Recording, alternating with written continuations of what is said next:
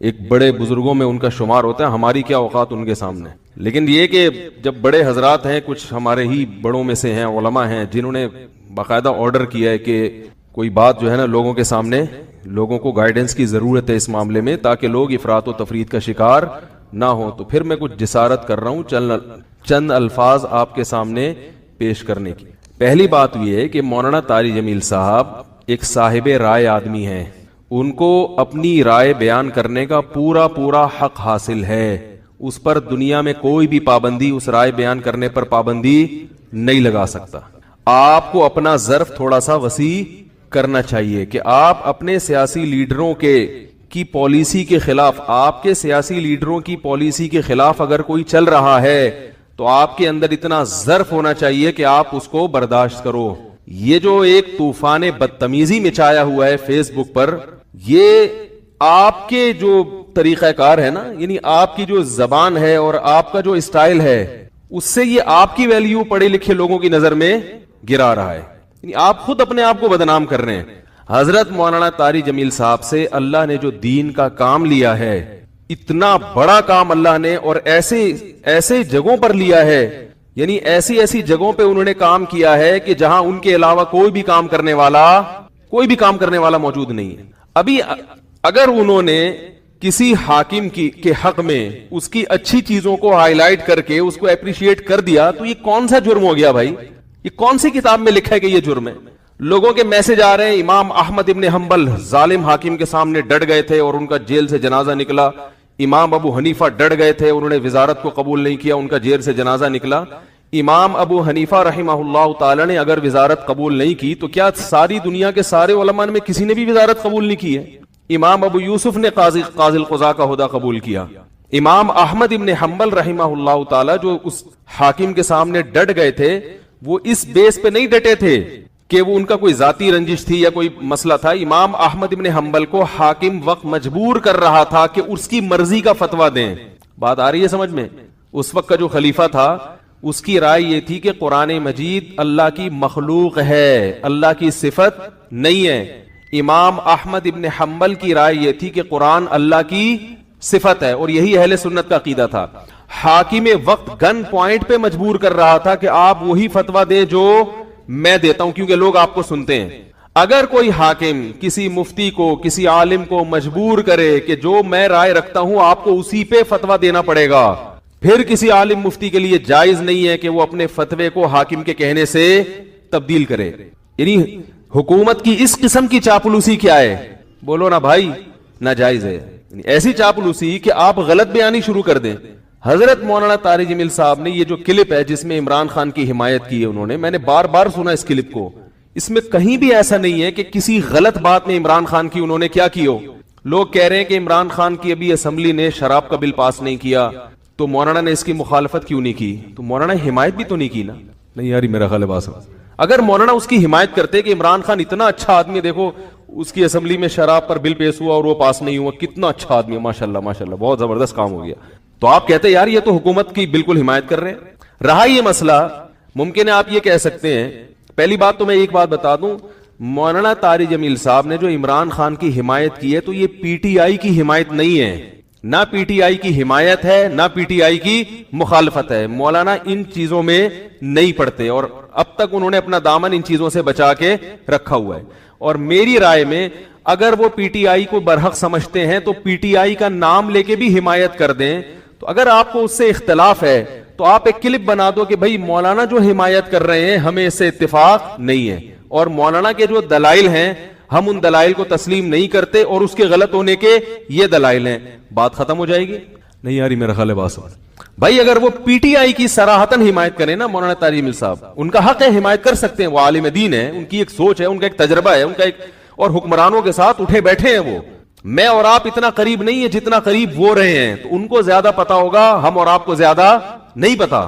وہ ایک رائے رکھتے ہیں. اگر وہ صراحتاً بھی کہہ دیتے کہ پی ٹی آئی کو ووٹ دو، میں یہ سمجھتا ہوں کہ پی ٹی آئی بہتر ہے، تو اگر آپ مسلم لیگ کے ہیں تو آپ ایک کلپ بنا دیں کہ مولانا کی رائے سے ہم اتفاق، بولو بھائی، نہیں کرتے. مولانا جو یہ دلائل دیے، ہم یہ دلائل پر ہمیں اعتراضات ہیں اور یہ اعتراضات ہیں، بات ختم ہو جاتی. منافق اور حکومت کا پٹھو، مجھے تو وہ الفاظ کہتے ہوئے شرم آ رہی ہے. یہ کون سا طریقہ ہے بھائی؟ رائے کی آزادی کا ہر ایک کو حق حاصل ہے. تو میں کہتا ہوں اگر وہ صراحتاً بھی حمایت کر دیتے, آپ ان کی مخالفت پر ایک کلپ جاری کر دیتے کہ ہم ان سے اتفاق نہیں کرتے, ختم ہو جاتی بات. جبکہ انہوں نے پی ٹی آئی کی حمایت نہیں کی ہے, انہوں نے عمران خان کی اگر حمایت کی ہے تو اس لیے نہیں کہ وہ پی ٹی آئی کا سربراہ ہے, اس لیے کہ وہ ملک کا سربراہ ہے. بات آ رہی ہے سمجھ میں؟ ملک کا سربراہ کوئی بھی ہو, اسلام اس بارے میں ہمیں ہدایات دیتا ہے کہ ملک کے سربراہ سے لڑ کے, اس کی گالی گلوچ کر کے, اس کی مخالفت کر کے آپ اس سے کام نہیں نکلوا سکتے. اسلام میں حکم ہے ملک کے سربراہ کی اطاعت کا, فرما برداری کا, اس کی تعظیم کا, اس کی عزت اور اس کے احترام کا. ہمارے اکابر کی تاریخ ہے یہ. امام احمد ابن حنبل کا جو حاکم وقت سے جھگڑا ہوا تھا, وہ حاکم نے زبردستی گن پوائنٹ پہ اپنی مرضی کا فتویٰ ان سے اگلوانے کا کہا تھا. یہ زیادتی ہو گئی تھی. اس کے باوجود امام احمد بن حنبل کے پاس لوگ آئے اور انہوں نے کہا کہ آپ قوم کو جمع کریں, ہم اس حاکم کی ایسی کی تیسی کر دیتے ہیں. آپ تاریخ اٹھا کے دیکھیں, امام احمد بن حنبل نے اس کام سے لوگوں کو منع کیا. تو مولانا طارق جمیل صاحب نے جو عمران خان کی حمایت کی ہے, اور یہ بھی میں عمران کی حمایت نہیں کی ہے, عمران خان جو اچھے کام کر رہا ہے مولانا کی نظر میں, مولانا نے ان اچھے کاموں میں کیا کیا ہے, لوگوں کو ترغیب دی ہے کہ اس میں عمران خان کا ساتھ دیں. اور میں بھی یہی کہتا ہوں, اور صرف عمران خان کے بارے میں نہیں کہتا. اگر نواز شریف کی حکومت ہوتی اور وہ کچھ اچھے کام کر رہا ہوتا تو میں بھی یہ کہتا کہ اس معاملے میں آپ کس کی حمایت کریں؟ نواز شریف کی حمایت کریں. زرداری بھی اگر کوئی اچھے کام کرے گا تو ہم ببانگے دہل یہ کہیں گے کہ اس کام میں آپ کس کی حمایت کریں. وہ الگ بات ہے, اس بیچارے نے, یعنی اس میں ابھی تک اختلاف ہے کہ کوئی ایسا کام کیا بھی ہے کہ جس کو اچھا کہا جا سکے کہ نہیں, اس میں اختلاف ہے. کچھ کہتے ہیں کہا ہے کیا, کچھ کہتے ہیں نہیں کیا. تو کوئی بھی کرے گا. اس سے پہلے مولانا طارق جمیل صاحب نواز شریف سے بھی ملتے رہے, مسلم لیگ کے صدر سے, اور جتنے بھی سیاسی لوگ آئے ہیں, جتنے بھی حکمران آئے ہیں, مولانا ان کے ساتھ ہمیشہ اچھا سلوک, بولو بھائی, کرتے رہے. کیوں کرتے رہے یہ میں ابھی آ رہا ہوں اس پر, کیونکہ اس کو لوگ کہتے ہیں یہ تو حکومت کے چاپلوسی اور مکھن لگانے والی پالیسی ہے. علماء حق کا تو یہ کردار نہیں ہونا چاہیے. علماء حق کا حکومت کے ساتھ کیا کردار ہونا چاہیے اس پہ میں ابھی آ رہا ہوں. پہلے میں اس بات کو ذرا کلیئر کر دوں کہ مولانا نے پی ٹی آئی کی حمایت نہیں کی ہے, مولانا نے پاکستان کے وزیر اعظم کی حمایت کی ہے. اور اس حمایت کی وجہ کیا ہے؟ آپ کہہ سکتے ہیں اس قسم کی حمایت سابق حکمرانوں میں سے تو کسی کی بھی نہیں کی. تو عمران خان کے کون سے ایسے سرخاب کے پر لگے ہوئے ہیں کہ ایک طرف سیاسی لیڈر اس کو یہودی ایجنٹ کہہ رہے ہیں, ایک طرف اس کو یہ کہہ رہے ہیں, ایک طرف اس کو وہ کہہ رہے ہیں, اور مولانا اس کو کیا کر رہے ہیں, حمایت کر رہے ہیں. تو آج تک ٹھیک ہے ملتے رہے ہیں, مگر اس طرح کا کلپ بنا کے باقاعدہ اپریشیٹ تو اب تک کسی کو کیا نہیں. اس کا جواب مولانا نے اپنے کلپ میں دے دیا. ابھی پھر میں نے بیان سے پہلے ان کا کلپ دوبارہ سنا ہے. مولانا نے کہا کہ یعنی پاکستان کو مدینہ جیسی ریاست بناؤں گا, یہ دعویٰ اب تک کسی وزیر اعظم نے نہیں کیا. انہوں نے وجہ بیان کر دی, بھائی اتنا زبردست دعویٰ کیا ہے کہ میں مدینہ جیسی ریاست بناؤں گا, تو مجھے یہ دعویٰ بہت اچھا لگ رہا ہے, میرا دل چاہ رہا ہے کہ میں کیا کروں, اس کی حمایت کروں. آپ کہہ سکتے ہیں کہ عمران خان نے یہ جھوٹا دعویٰ کیا ہے, تو بھائی اگر آپ کی رائے کہ جھوٹا دعویٰ کیا تو آپ حمایت نہ کریں. کیا ہو گیا بھائی اگر آپ یہ سمجھتے ہو کہ جھوٹا کیا ہے تو آپ حمایت نہ کریں. اور اگر ایک آدمی سمجھتا ہے کہ وہ اس دعوے میں مخلص ہے, اب اس دعوے میں وہ کتنا پورا اترتا ہے نہیں اترتا وہ ایک الگ بحث ہے. مولانا کی رائے ہے کہ بھائی وہ اس دعوے میں کیا ہے, مخلص ہے, تو وہ حمایت کر رہے ہیں. آپ سمجھتے ہیں کہ مخلص نہیں ہے, منافق ہے, تو آپ حمایت نہ کریں. آپ ایک کلپ بنا دیں کہ یہ مولانا کی رائے ہے, ہم اس رائے سے اتفاق نہیں کرتے, بات ختم ہو گئی. باقی قرآن نہ آپ کے پاس ہے, نہ آپ کے پاس کوئی ایسی حدیث ہے کہ 15ویں صدی میں پاکستان کا جو وزیر اعظم ہوگا وہ یہودیوں کا ایجنٹ ہوگا. آپ کے پاس بھی قرآن و حدیث اس بارے میں کیا ہے, خاموش ہے. یہ بھی آپ کی رائے ہے, کچھ صغرے کبرے ملا کے آپ نے ایک نتیجہ اخذ کیا ہے. تو مولانا طارق جمیل صاحب بھی صاحب رائے ہیں, وہ بھی صغرے کبرے ملا کے ایک نتیجہ اخذ, بولو نا بھائی, کر سکتے ہیں. مجھے اس سے بحث نہیں ہے کہ یہودی ایجنٹ ہے یا نہیں ہے, میں یہ بحث نہیں کر رہا ابھی بیٹھ کے. میں کہہ رہا ہوں کہ یہودی ایجنٹ ہونے میں اختلاف رائے تو ہو سکتا ہے نا. ارے بھائی جب اس میں اختلاف ہو سکتا ہے, ہمارے قرآن و سنت کی نصوص جب ہمارے سامنے موجود ہوتی ہیں نا, قرآن و حدیث نے ایک چیز کو بیان کیا, اس کی دو تشریحات ہوتی ہیں فقہا کی نظر میں. ایک فقیہ کہہ رہا ہوتا ہے اس کا یہ مطلب ہے, دوسرے مجتہد کہہ رہے ہوتے ہیں اس کا یہ مطلب ہے. حالانکہ قرآن و سنت ہمارے پاس موجود ہوتا ہے, پھر بھی رائے میں فقہا کا اختلاف ہوتا ہے, نبی کی حدیث کو سمجھنے میں اختلاف ہوتا ہے. تو اس اختلاف کی وجہ سے ایک دوسرے پہ کیچڑ نہیں اچھالا جاتا. تو تو عمران خان یہودی ایجنٹ ہے یا نہیں ہے اس بارے میں ہمارے پاس سرے سے قرآن و سنت موجود ہے ہی نہیں. نہ کوئی ایسا ممکن ہے کہ عمران خان کا لیبارٹری ٹیسٹ کروا کے ہمیں ہمارے کوئی سائنسی رپورٹ آ جائے کہ اس میں یہودی ایجنٹ ہونے کے جراثیم موجود ہیں. یہ رائے ہے آپ کی, کچھ چیزیں آپ نے دیکھی ہیں جن کی بیس پر آپ نے ایک نظریہ بنایا کہ یہودی ایجنٹ ہے. ہو سکتا ہے آپ کا نظریہ صحیح ہو, لیکن یہ بھی ہو سکتا ہے آپ کا نظریہ غلط ہو, یہ بھی تو ہو سکتا ہے. رہا یہ مسئلہ کہ میں یہ کہہ رہا ہوں کہ وہ صاحب رائے آدمی ہیں, ان کو اپنی رائے بیان کرنے کا پورا پورا حق موجود ہے, اور انہوں نے یہ نہیں کہا کہ پی ٹی آئی کو ووٹ دو. جتنے ہمارے سیاسی لوگ ہیں, جتنی سیاسی تنظیمیں جو ان کے اگینسٹ ہیں, کوئی ایک کی بات نہیں, جتنی سیاسی تنظیمیں وہ مولانا کے بیان سے یہ سمجھ رہی ہیں کہ اب اگلے الیکشن میں ہمارا پتہ صاف, اب تو سب پی ٹی آئی کو ووٹ دیں گے. مولانا نے پی ٹی آئی کو ووٹ دینے کا بولو بھائی نہیں کہا. میں تو کہتا ہوں اگر کہا بھی ہو تو چاہے میری رائے سے بھی اختلاف ہو تو میں کہتا ہوں ان کی رائے ہے بھائی, ان کو بول, ان کی ایک رائے ہے, وہ صاحب رائے ہے, وہ کہہ سکتے ہیں. لیکن مولانا نے پی ٹی آئی کو ووٹ دینے کا بولو بھائی نہیں. انہوں نے کہا کہ ایک ایسا حاکم آیا ہے جو بار بار ہر تقریر میں یہ دعویٰ کر رہا ہے کہ میں پاکستان کو مدینہ جیسی ریاست بنانا چاہتا ہوں. یہ دعویٰ مجھے بہت, یہ الفاظ مولانا کے نہیں ہے, یہ تعبیر یعنی مولانا جو کہنا چاہتے ہیں وہ میں اپنے الفاظ میں اس کی تعبیر کر رہا ہوں. گویا مولانا یہ کہنا چاہ رہے ہیں مجھے اس کا یہ اسٹائل بہت بولو بھائی اچھا لگا, عمران خان یہ بات بہت اچھی کر رہا ہے. تو ان کی رائے بھائی, ان کو اچھا لگ رہا ہے, آپ کو نہیں لگے تو آپ بولے ہمیں اچھا نہیں لگ رہا, بس اتنا کافی ہے. ٹھیک ہے نا, اس سے زیادہ آپ آگے جائیں گے تو آپ حدود سے تجاوز کریں گے. رہا یہ مسئلہ اور ایک الزامی جواب, جو سیاسی تنظیمیں اپنے لیڈروں کے اشاروں پہ مولانا کی اتنی زیادہ مخالفت کر رہے ہیں, ان کے پاس تو ویسے بھی کوئی جواز نہیں ہے, کیونکہ ان کے جو سیاسی لیڈر ہیں وہ تو پتہ نہیں کس کس سے اتحاد کرتے رہے ہیں اپنے مفاد کی خاطر. اگر آج حضرت مولانا طارق جمیل صاحب عمران خان کو اپریشیٹ کر رہے ہیں تو کل آپ اپنے سیاسی لیڈروں کو دیکھیں, کوئی ایسا سیاسی لیڈر نہیں آیا کہ جس کی پہلے پرزور مخالفت کی, اس کو مختلف قسم کے اسلام دشمن ایجنٹوں کا نام دیا گیا, ملک دشمن, اور پھر اسی کے ساتھ اتحاد کر کے نہ صرف یہ کہ اس کی حمایت میں بیان دیا گیا بلکہ اس کی حکومت کو مضبوط بنانے میں بہت بڑا کردار ادا کیا گیا ہے. تو آپ کیسے مولانا کی مخالفت کر سکتے ہیں بھائی؟ ہمارے جتنے سیاسی لیڈران ہیں ان کے کارکنان یہ نہیں دیکھتے کہ ایک سیاسی لیڈر دوسرے کے ٹانگے کھینچنے میں لگا ہوا ہوگا اور تھوڑے دنوں کے بعد اپنے سیاسی مفاد میں اسی کے ساتھ مل کے حکومت بنا رہا ہوگا, اور اسی کو کیا کر رہا ہوگا بولو بھائی.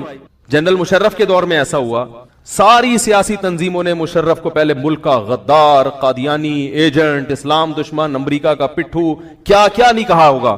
تھوڑے دنوں بعد سب سے بڑا اتحاد کس سے کیا ہے؟ اس وقت مولانا طارق جمیل صاحب نے تو آپ کے خلاف کوئی بیان بولو بھائی نہیں دیا کہ تم منافق ہو. کل تم کہہ رہے تھے کہ یہ اسلام دشمن ہے, یہ یہودیوں کا ایجنٹ ہے, کوئی کہہ رہا تھا یہ قادیانی ہے, کوئی کہہ رہا تھا اس کی بیوی قادیانی ہے, کوئی کہہ رہا تھا یہ سیکولر آدمی ہے, کوئی کہہ رہا تھا کہ یہ تو پہلی تقریر میں ہی کتا ہاتھ میں لے کے قوم سے خطاب کر رہا تھا, اس نے تو بتا دیا کہ میں تو اتاترک کے نقش قدم پہ چلوں گا. تو مولانا نے تو کوئی بیان نہیں دیا آپ کے خلاف کہ اب جو یہودی جس کو آپ یہودی کہہ رہے تھے آج اسی کے ساتھ آپ نے اتحاد کر کے جمہوریت کا گلا بھی گھونٹا اور اسلام دشمن قوتوں کا ساتھ بھی دیا. آپ کہہ سکتے ہیں کہ ہمارے سیاسی مفاد تھے اس میں, ہم اس وقت کی نزاکت کو سمجھ کے مشرف کا ہم ساتھ دے رہے تھے. تو آج مولانا بھی یہ جواب دے سکتے ہیں کہ ہمارے بھی کچھ سیاسی مفاد ہیں جو اپنے ذاتی نہیں ہیں بلکہ وہ کس کے مفاد ہیں بولو بھائی, وہ قوم کے مفاد میں. اور ہمیں مولانا پر یقین ہے ان کے اخلاص پر کہ وہ جو کچھ کر رہے ہیں قوم کے وسیع تر مفاد میں ہی کر رہے ہیں, لیکن ہمیں سیاسی لیڈروں پہ اعتماد نہیں ہے کہ وہ اگر کسی سے اتحاد کر رہے ہیں تو قوم کے وسیع تر مفاد میں کر رہے ہیں. ان میں یہ بھی اختلاف ہو سکتا ہے کہ اپنے ذاتی مفاد پیش نظر ہیں, اپنی سیاسی ساکھ کو برقرار رکھنا ہے, یا قوم کے وسیع تر مفاد. اس میں دو رائے ہو سکتی ہیں. حضرت مولانا طارق جمیل صاحب کے بارے میں دو رائے اس لیے نہیں ہو سکتی کہ جب کوئی کسی حاکم کا ساتھ دیتا ہے, کسی حاکم کی خوشامد کرتا ہے, تو اس کا یا تو مالی مقصود ہوتا ہے کہ پیسے چاہیے اس کو, یا عزت اور شہرت چاہیے. دو چیزوں میں سے ایک چیز چاہیے ہوتی ہے.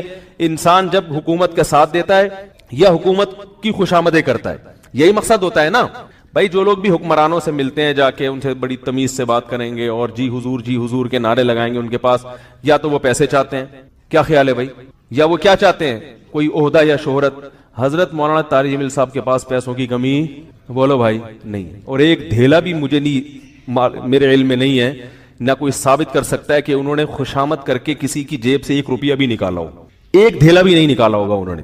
اور مولانا کو عزت اور شہرت کی ضرورت بھی نہیں ہے، کیونکہ مولانا کی شہرت عمران خان سے کئی گنا زیادہ۔ عمران خان کی شہرت اس وقت تک ہے جب تک وہ وزیر اعظم ہے۔ اگر وہ وزیر اعظم کے عہدے سے معزول ہو گیا تو مولانا طارق جمیل صاحب کے چاہنے والے، ان سے عقیدت کرنے والے پوری دنیا میں موت تک ان کے ساتھ رہیں گے۔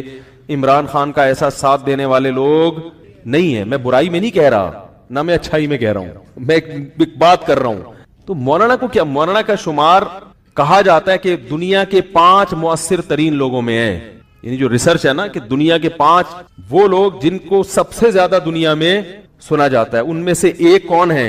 حضرت مولانا طارق جمیل۔ تو یا تو وہ شہرت کے بھوکے ہوتے یا وہ عزت کے بھوکے ہوتے، تو پھر آپ امکان کے درجے میں یہ کہہ سکتے تھے کہ مولانا نے وزیر اعظم کی جو کے حق میں جو ایک بیان دیا ہے کہ اس کو اچھے کاموں میں اس کو اپریشیٹ کرنا چاہیے، تو ہم یہ کہہ سکتے تھے کہ بھائی مولانا کی نیت کیا ہے؟ بولو بھائی، غلط ہے۔ یہ الزام بھی آپ مولانا پہ نہیں لگا سکتے۔ تو اللہ کے بندو اپنے ظرف کو کیا کرو۔ باقی میں ایک بات آپ سے کہتا ہوں کہ ممکن ہے لوگ کہیں کہ اچھا اچھے کاموں میں جب اس کو اپریشیٹ کیا جا رہا ہے تو عمران خان کے دور حکومت میں جو برے کام ہو رہے ہیں اس پہ بھی تو مولانا کا کلپ آنا چاہیے نا۔ سمجھ میں نہیں آ رہی بات آپ لوگوں کے بھائی۔ ممکن ہے آپ یہ کہہ سکتے ہو کہ جب اچھے کاموں میں اس کو اپریشیٹ کیا جا رہا ہے تو برے کاموں میں، بولو نا یار کیا ہو گیا، برے کاموں میں حوصلہ شکنی بھی تو ہونی چاہیے۔ تو یاد رکھیں، شریعت نے ہمیں نہیں انل المنکر کا حکم دیا ہے۔ نہیں انل المنکر کا طریقہ کیا ہوگا یہ شریعت نے اس کا کوئی، اس بارے میں ہمیں کیا چھوڑا ہے؟ آزاد۔ منکر یعنی گناہ کو روکنا، معاشرے سے برائی ختم کرنا، یہ ہم سب کی ذمہ داری ہے، اور واعظین کی ذمہ داری لوگوں سے زیادہ ہے، عام لوگوں سے زیادہ ہے۔ لیکن منکر کو روکنے کا طریقہ وہ آپ کا نہیں ہوگا، وہ جو روکنا چاہ رہا ہے وہ خود فیصلہ کرے گا کہ میں نے کس طریقے سے کسی کو گناہ سے روکنا ہے۔ گناہ سے روکنے کا ایک طریقہ یہ ہوتا ہے کہ کوئی گناہ کر رہا ہے، آپ بازو پکڑیں اور بولیں اس کو کھینچ، شراب خانے سے نکال لیں، شراب کی بوتل توڑ دیں اور 2 چماٹ لگائیں، اس کے بولیں چل دفعہ یہاں سے۔ یہ بھی ایک گناہ کو روکنے کا طریقہ ہے۔ بات نہیں آ رہی میرے خیال سمجھ۔ یہ طریقہ، اس کا اختیار صرف گورنمنٹ کے پاس ہے۔ یہ والا اسٹائل ہے نا گناہ سے روکنے کا، ڈنڈے کے زور سے، یہ آپ کو اختیار ہے اپنی بیوی بچوں پہ، اپنی اولاد پہ۔ اس کے علاوہ زبردستی آپ کسی کو گناہ سے، بولو نا بھائی، نہیں روک سکتے۔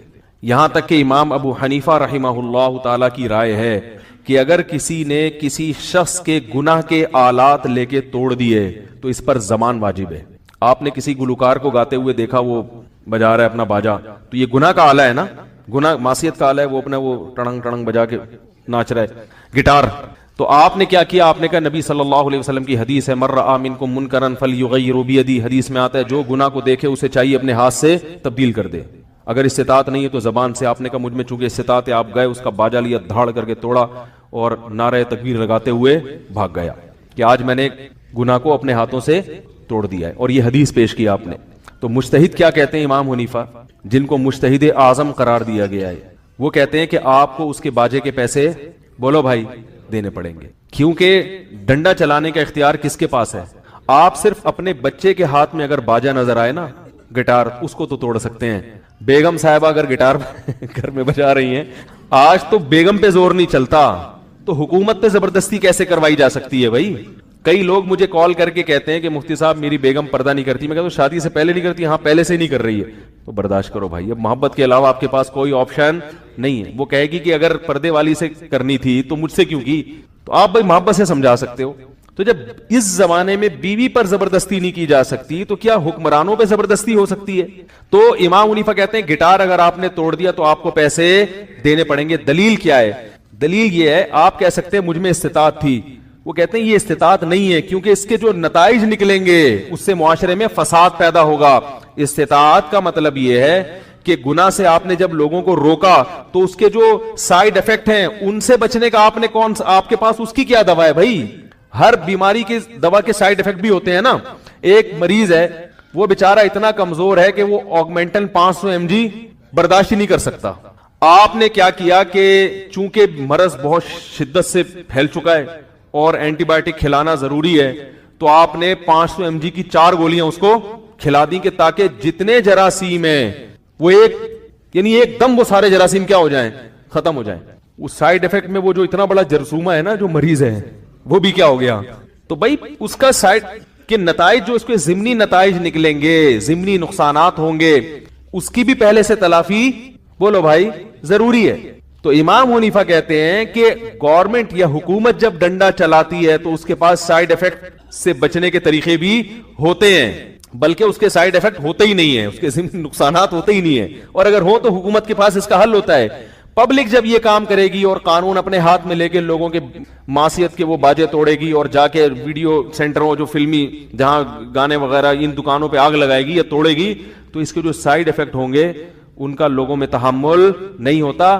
نتیجہ کیا نکلے گا کہ برائی وقتی طور پہ ختم ہوگی مگر نتیجے کے لحاظ سے برائی اور زیادہ پھیلے گی. تو نہی عن المنکر کا جو حدیث میں آتا ہے نا کہ مر رأى منکم منکرا فلیغیرہ بیدہ، جو تم میں کسی منکر کو اپنی آنکھ یعنی دیکھے تو اسے چاہیے اپنے ہاتھ سے تبدیل کر ڈالے. فإن لم یستطع، اگر استطاعت نہیں ہے تو پھر کس سے کہے؟ زبان سے. آگے حدیث پوری سمجھیں. استطاعت نہ ہونے کا مطلب سمجھ میں آیا؟ یعنی یہ مطلب نہیں ہے کہ جا کے توڑ دیا، وہ تو اس کی استطاعت تو ہر ایک کے پاس ہوتی ہے. آپ بندوق لے کر جائیں اور جتنے جو فلمیں انڈین فلمیں جن دکانوں میں بک رہی ہیں سب کو فائرنگ کر کے ہلاک کر دیں. آگے کیا ہوگا وہ آپ نے سوچا ہے پہلے کہ نتیجہ کیا نکلے گا اس کا؟ تو استطاعت کا مطلب یہ ہے کہ ان نتائج کا بھی آپ میں تحمل ہو، اور یہ بھی مطلب ہے کہ اس کے نتیجے میں مزید کوئی بڑا فساد پیدا نہ ہو. آگے حدیث کے الفاظ ہیں فإن لم يستطع، اگر ہاتھ سے بدلنے کی طاقت نہ ہو، فبلسانہ، تو پھر کس طرح بولے؟ زبان سے بولے. تو دوسرا درجہ نہی عن المنکر کا کیا ہے کہ علماء یا واعظین جب حکومت کو یا عوام کو کسی برائی میں دیکھیں تو کس طرح سے بولیں؟ زبان سے. تو یاد رکھو زبان کا آگے حدیث میں آتا ہے اگر زبان سے بولنے کی بھی استطاعت نہیں ہے فبقلبہ، پھر کس سے؟ دل سے. دل سے مطلب یہ کہ دل میں نیت کرے کہ جب استطاعت ہوئی تو بدل دوں گا میں. اب زبان جیسے ہاتھ سے بدلنے کا یہ مطلب نہیں ہے کہ جا کے اس کا باجا توڑ دیا آپ نے، تو اسی طرح زبان سے کہنے کا یہ مطلب نہیں ہے کہ آپ کھڑے ہو کر تقریر کر سکتے ہو وہاں پہ. جیسے ہاتھ سے بدلنے میں یہ دیکھنا پڑے گا کہ نتائج کیا نکلیں گے، فائدے کے بجائے نقصان تو نہیں ہوگا. تو ایسے ہی جب کسی کو زبان سے تبلیغ کی جاتی ہے، صراحتاً منع کیا جاتا ہے کہ یہ گناہ مت کرو، تو اس میں بھی شریعت کہتی ہے اس کے نتائج دیکھو کہ اس سے فائدے کے بجائے کہیں نقصان تو نہیں ہوگا. بعض دفعہ زبان سے کہنے میں بھی فائدے کے بجائے الٹا نقصان ہو رہا ہوتا ہے، اور دن رات اس کا گھروں میں مشاہدہ ہو رہا ہے. کتنے لوگوں کی کالز آتی ہیں. میں بعض لوگوں کو منع کر دیتا ہوں اپنے بیٹے کو نماز کا بھی مت کہو کیونکہ وہ چڑ میں آ گیا، ضد میں آ گیا ہے، چھوڑ دو اس کو اپنے حال پہ. لوگ اپنے ماں باپ کے بارے میں میرے پاس آتے ہیں کہ میرے والد نماز نہیں پڑھتے. میں نے کہا ایک دفعہ کہو، دو دفعہ کہو محبت سے، بس اب کیا کرو؟ خاموش. کیونکہ اب بار بار بولو گے تو فائدے کے بجائے کیا ہوگا؟ تو میرے بھائی جب اپنے گھر میں ہم زبان سے تبلیغ کرنے سے پہلے 100 دفعہ سوچتے ہیں تو کیا حکمرانوں کو زبان سے تبلیغ کرنے سے پہلے 100 دفعہ سوچنے کا حکم نہیں ہے کہ فائدہ ہوگا کہ نقصان ہوگا؟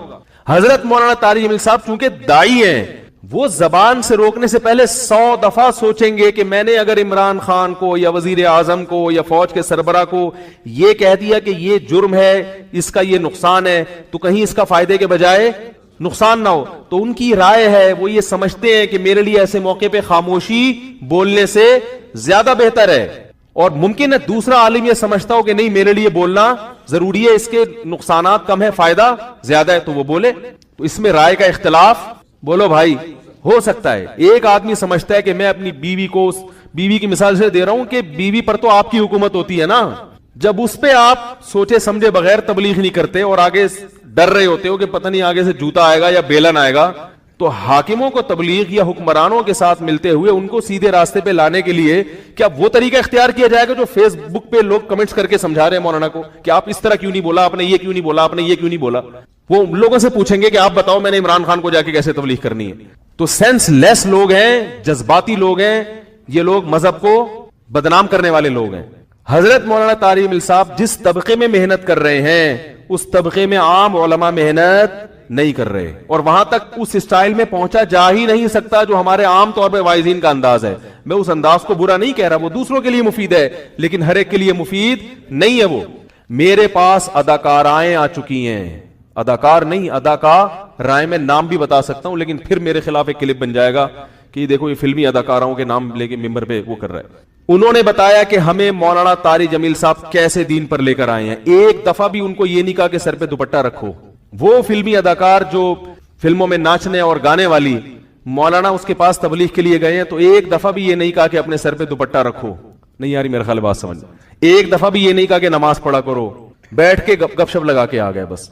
اب کوئی دیکھنے والا کہے گا کہ حدیث میں تو آتا ہے کہ اگر تم میں زبان ہاتھ سے روکنے کی استطاعت نہیں ہے تو کس طرح سے بولو, زبان سے. مولانا یہ سمجھ رہے ہیں کہ ابھی زبان سے کہنے کی بھی استطاعت نہیں ہے, اس میں زبان والی ڈوز برداشت کرنے کی بھی طاقت نہیں, ابھی تو صرف قریب کر لو.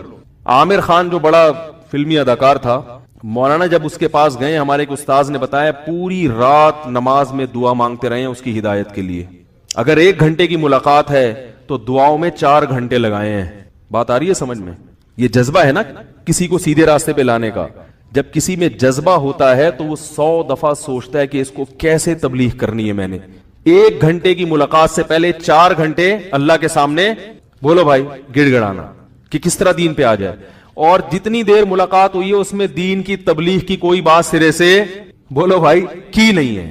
اس پہ بھی آپ کو کلپ بنانا چاہیے تھا. یہ کیا کر کے آئے وہاں بیٹھ گئے, اس سے فلموں کی باتیں کی ہیں. وہ 75 میں آپ کی سنائی, یہ فلم آئی تھی 78 میں ٹھیک ہے نا, اس پہ تو کسی نے کلپ نہیں بنایا. اس پہ سب نے کہا ماشاءاللہ بڑا اچھا انداز ہے, یہی انداز ہونا چاہیے خطبہ کا. اب جب آپ کے سیاسی مفاد پہ زد پڑ رہی ہے, ساری توپوں کا رخ آپ نے کس کی طرف کر دیا. حالانکہ مولانا آپ کی کسی سیاسی تنظیم کے خلاف نہ مولانا نہ میں ہوں کہ میرے خلاف توپیں شروع کر دیں. مجھے بھی کوئی غرض نہیں بھائی, آپ پی ٹی آئی کو ووٹ دو, آپ جمعیت کو دو, آپ مسلم لیگ کو ووٹ دو, ہمارا یہ موٹیو ہے ہی نہیں. تو جب الیکشن کا وقت آتا ہے ہم خود پوچھ رہے ہوتے ہیں کس کو دینا ہے بھائی ووٹ. ہمارے پاس تو فرصت ہی نہیں ہے ان چیزوں کی.